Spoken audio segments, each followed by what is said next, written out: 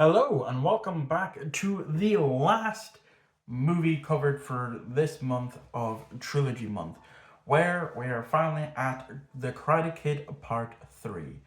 So, again, this was a movie that I watched 3 years ago, roughly 3 years ago, at around the time of season 3, just prior to season 3 coming out, after I had binged watched the first two seasons and had only ever seen the first film. Prior to that, I explained all that in my Karate Kid Part 2 review.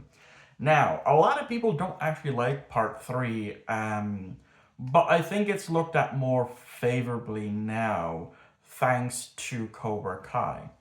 So yeah, the to be honest, and the movie after this rewatch, the movie isn't all that great compared to the first two, but again, it is enhanced thanks to Cobra Kai.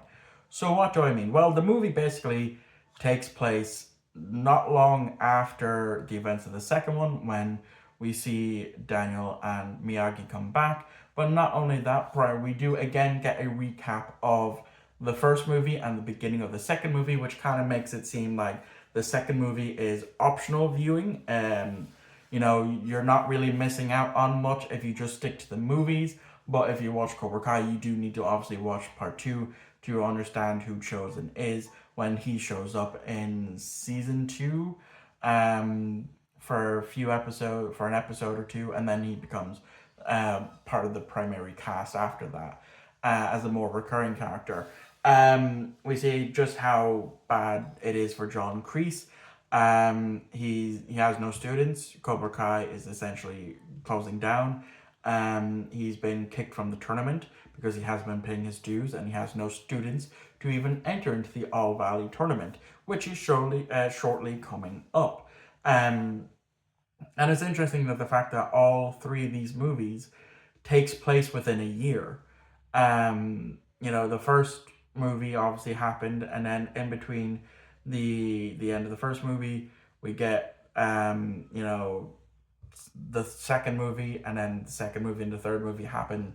I think within just a couple of months of each other, all in the span of a year, and so John goes to see his old war buddy, and that is of course Terry Silver. Now, I love Terry Silver. I love him as a villain. You know, especially again thanks to Cobra Kai giving layers to his character. We see because it's mentioned in this movie of how many times John Kreese saved him during the Vietnam War. In Cobra Kai, we see a flashback to that happening. One of it was their captain, who or was their I forget if he was a captain or a sergeant because it's been a while since I've seen Cobra Kai.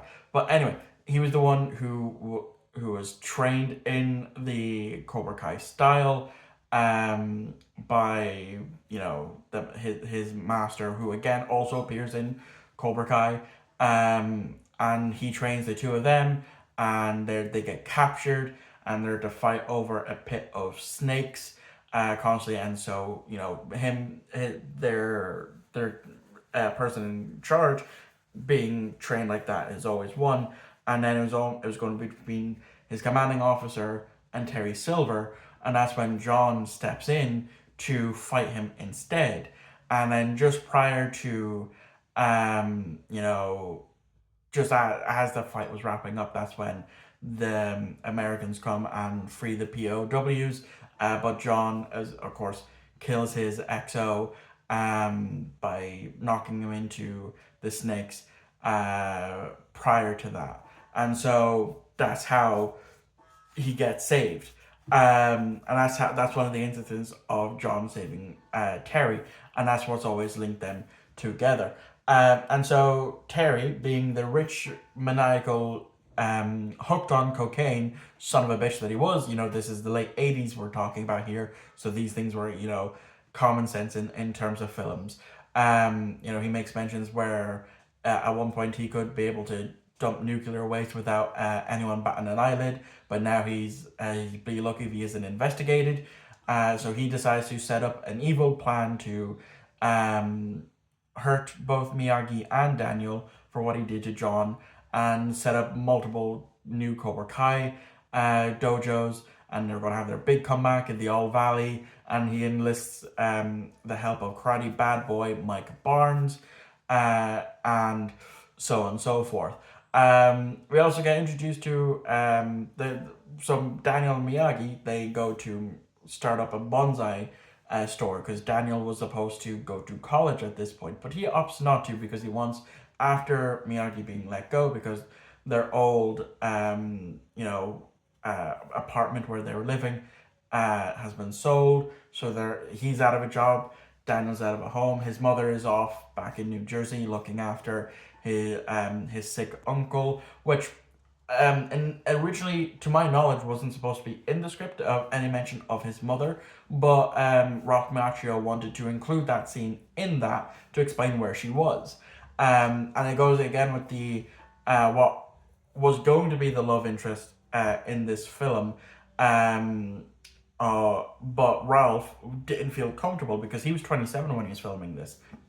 His love interest, the actress, again, names are escaping me. I watched it last night and or the night before, and the names are escaping me at this moment. I really should start to learn to write these things down. But anyway, the love interest, what was going to be the love interest for this movie, the actress who played her was 16, and so Ralph didn't feel comfortable having that, another love interest for this movie, because again we get mention of what happened to his love interest from part two, that she got a really good job and that's why she couldn't come back with them to America, and as well, so Daniel is essentially forced to defend his title in the All Valley. Miyagi refuses to train him, and so he seeks Terry Silver, who is setting, like I said, orchestrating all of this stuff and teaching Daniel in the Cobra Kai style,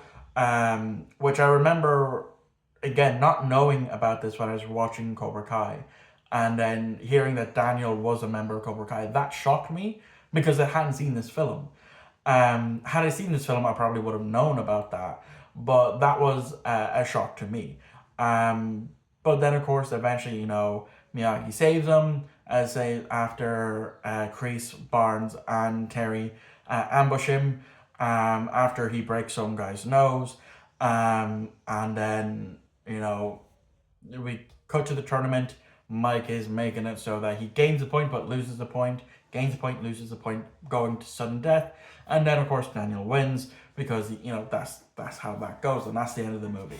I didn't enjoy it this time around watching it. Like, it's still good, and again, I think that's because a lot of the brunt work of Terry Silver was done, was retroactively fixed in Cobra Kai, like how the Clone Wars did it for Star Wars.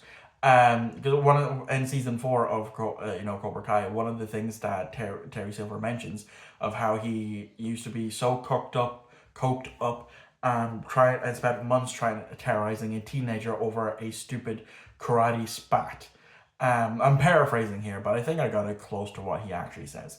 But aside from that, I still love this franchise. The new movie is literally less than a month away for Karate Kid Legends, and I'm super hyped for that. And I did like the next Karate Kid as well as I didn't so much mind the Jaden Smith one, but I'll have to rewatch that at some point in the future. But that is going to wrap up this review. The last thing that I have for this month is another Star Trek Borg episode review, and that is for Season 5, Episode 2, Drone. I'll see you all on Monday for that review.